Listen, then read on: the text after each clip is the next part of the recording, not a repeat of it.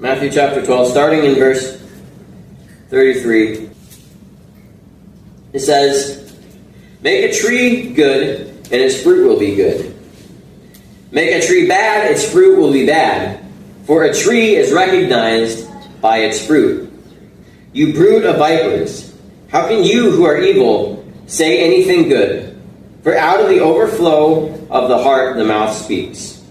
The good man brings good things out of the good stored up in him. The evil man brings evil things out of the evil stored up in him." And so, it talks about, how what comes out of our mouth reveals the attitude of our hearts.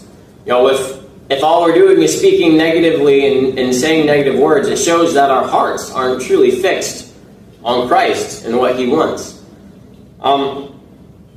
If you have a cup of water on the table and you bump the table and water comes out of the cup, why did water spill out of the cup? And you might say, well, because you bumped the table and the water fell out. Now, water fell out of the cup because water is what was in the cup.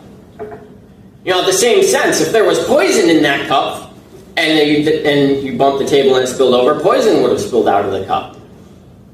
And so it's like that with our lives. If every time something bad happens, our first reaction is to spit out cuss words or to have a negative words, a negative reaction, it shows the attitude of our heart isn't right with God.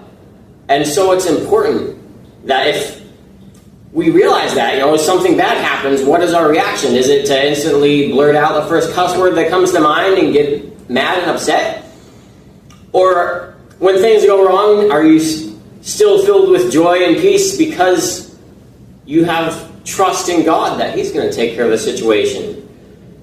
Or do you, rather than say cuss words and get mad, do you give it to God and instead say a prayer? Lord, help me with this situation, and then put it in His hands, rather than getting upset and trying to deal with it on our own. God wants us to give our problems to Him.